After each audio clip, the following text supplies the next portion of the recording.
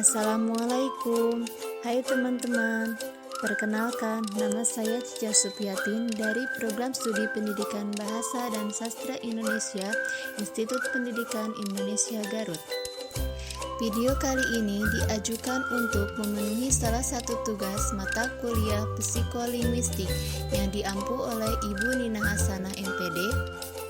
Langsung saja mari kita saksikan videonya. Pada pembelajaran kali ini kita akan belajar tentang bahasa dan berbahasa. Tahukah kamu apa perbedaan antara bahasa dan berbahasa? Bahasa dan berbahasa adalah dua hal yang berbeda. Bahasa adalah alat verbal yang digunakan untuk berkomunikasi, sedangkan berbahasa adalah proses menyampaikan informasi dalam berkomunikasi. Hakikat bahasa.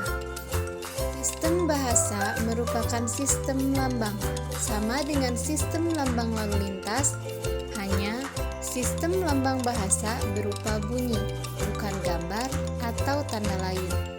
Bunyi tersebut lahir dari alat ucap manusia. Sama dengan lambang lain, sistem lambang ini juga bersifat arbiter atau mana suka. Asal-usul bahasa. Banyak teori yang dilontarkan para pakar mengenai asal-usul bahasa. Berdasarkan penemuan antropologi, arkeologi, biologi, dan sejarah purba, manusia, bahasa, dan kebudayaan secara bersamaan lahir di bagian tenggara Afrika sekitar 2 juta tahun lalu. Sejak awal, bahasa terlahir dengan 4 unsur kerangka, yaitu keteraturan atau order, bentuk, dan pilihan. Dikarenakan lahirnya bahasa bersamaan dengan lahirnya kebudayaan, maka melalui kebudayaan tersebut, segala hasil ciptaan kognisi seseorang dapat pula dimiliki oleh orang lain, serta dapat pula diturunkan pada generasi berikutnya. Fungsi bahasa. Menurut Abdul Khair 1995, bahasa adalah alat interaksi sosial, dalam artian alat menyampaikan pikiran, gagasan, konsep, atau juga perasaan. Sedangkan Wardorf 1972, seorang pakar sosiolinguistik, juga mengatakan bahwa fungsi bahasa adalah sebagai alat komunikasi manusia. Menurut Michel 1961, terdapat 5 fungsi dasar bahasa, yaitu yang pertama, fungsi persuasif, yang kedua, fungsi informasi, yang ketiga, fungsi eksplorasi, yang keempat, fungsi persuasi, dan yang kelima, fungsi entertainment. Kelima fungsi dasar tersebut mewadahi konsep bahwa bahasa adalah alat untuk melahirkan ungkapan-ungkapan batin yang ingin disampaikan seseorang pada orang lain. Struktur bahasa.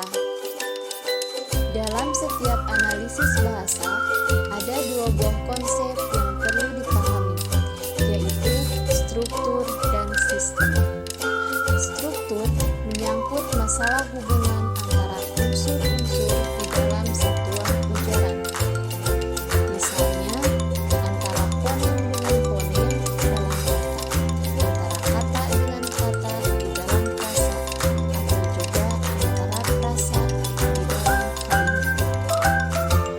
Sedangkan sistem berkenaan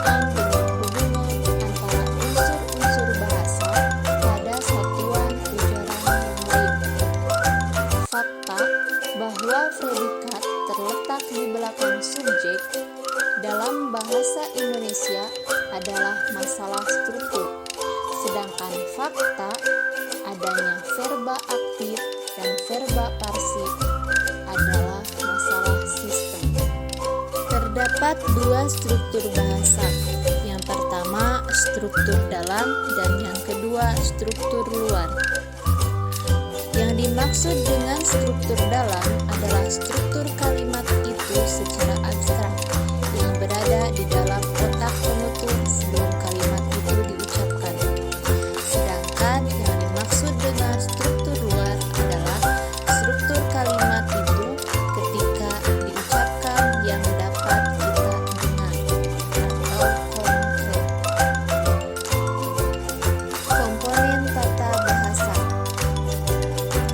Setiap tata bahasa menurut linguistik generatif transformatif dibangun oleh tiga buah komponen, yaitu komponen sintaksis, komponen semantik, dan komponen fonologi.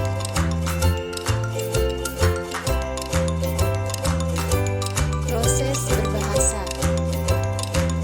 Berbahasa merupakan salah satu perilaku dari kemampuan manusia, sama dengan kemampuan berpikir, bercakap-cakap, bersuara, ataupun bersiul. Lebih spesifik lagi, berbahasa merupakan kegiatan dan proses memahami dan menggunakan isyarat komunikasi yang disebut bahasa. Berbahasa merupakan gabungan berurutan antara dua proses, yaitu proses produktif dan proses reseptif. Proses produktif berlangsung pada diri pembicara